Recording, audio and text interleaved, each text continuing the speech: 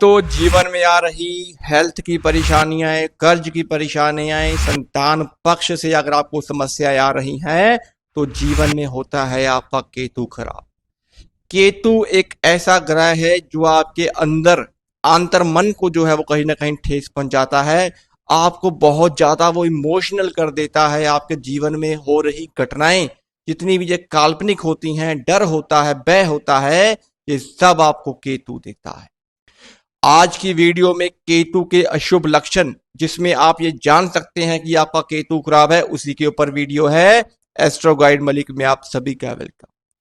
दोस्तों, मेरा प्रयास होता है ग्रहों की तासीर को समझ के आपके जीवन में वो चीज अप्लाई करना कि क्या आपके जीवन में ये घटनाएं घट रही हैं। और अगर आपके पास जन्म कुंडली नहीं है, समय नहीं है, तब भी आप आइडिया जो है वो लगा सकते हैं जन्म कुंडली के माध्यम से कि कौन सा ग्रह आपको खराब कर रहा है। तो केतु को कैसे ठीक करेंगे, केतु कब खराब होता है, लाल किताब केतु को कैसे लेती है, उसी के ऊपर आज की वीडियो है। दोस्तों, जन्म कुंडली की बात करेंगे तो तीसरे घर में, छठे घर में, आठवें घर में जब केतु बैठता है तो बुरा है, बुरे फल देने वाला है, जीवन में नेक कभी नहीं हो सकता। चौथे घर में केतु बैठता है तो चंद्रमा का ऋण लगता है, चंद्रमा को खराब करता है, पैसे की समस्याएं देता है, कर्ज बढ़ा देता है। कुंडली में केतु जब 9वें घर में बैठ जाता है, 12वें घर में बैठ जाता है तो विदेशों की सैर करवाता है, विदेश ले जाता है, अपनी दशाएं अंतरदशाएं में आपको संतान की प्राप्ति करवाता है। लगन में केतु बैठ जाता है तो गवर्नमेंट जॉब के योग बनाता है। दूसरे में जब केतु बैठता है तो मंदिर के बाहर बैठा हुआ कुत्ता जो धर्मी होता है, आपके जीवन में वो चीज अच्छे वे से जो है वो करता है, जीवन में कहीं ना कहीं परिवार को संजो के रखने वाला होता है। दोस्तों, केतु के लिए लाल किताब कहती है कि शुक्र और शनि जब आपस में मिलते हैं तो उच्च का केतु बनता है। चंद्रमा शनि जब मिलते हैं तो नीच का केतु बनता है। जिन परिवारों के अंदर माता पिता की कुंडली में चंद्रमा केतु इकट्ठे हैं तो एंड में जाके पिता या माता पीड़ित रहते हैं अपनी संतान से। जीवन में संतान उनकी कुछ कर नहीं पाती, बुरे लक्षण संतान में पाए जाते हैं जब संतान अपने जीवन में संघर्ष फेस कर रही होती है, जब माता पिता की कुंडली में चंद्रमा केतु इकट्ठे होते हैं। तो दोस्तों, इस केतु से बचना कैसे है।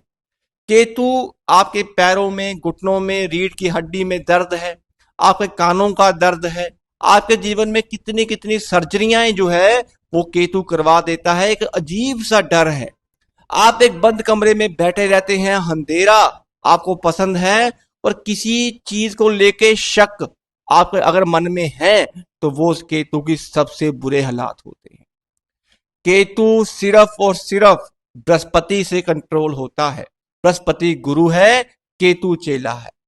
तो केतु को ठीक कैसे करना है। केतु के जो कान होते हैं जो केतु की संज्ञा में आते हैं और कानों में पहना हुआ गोल्ड बृहस्पति का होता है। तो अगर आप 3 महीनों के लिए अपने कानों में सोना पहन लेते हैं तब भी केतु कंट्रोल रहता है, केतु ठीक रहता है। अपने जीवन में महीने में 4 दिन, 8 दिन, 21 दिन लगातार 3 केले अगर आप मंदिर में रखते रहते हैं गणेश जी के आगे, तब भी केतु आपको नेक और उत्तम फल देता है। केतु कहीं ना कहीं धर्मी हो जाता है। एक ही दिन के अंदर 50 से 100 कुत्तों को खाना खिलाना की कुंडली में बैठे हुए केतु को नेक करता है, आपके संतान के भविष्य को नेक करता है।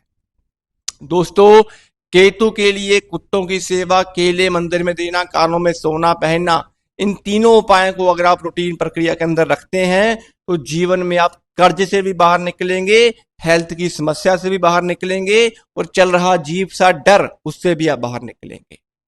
प्रक्रिया के अनुसार जीवन में वर्षफल देखना बड़ा जरूरी है।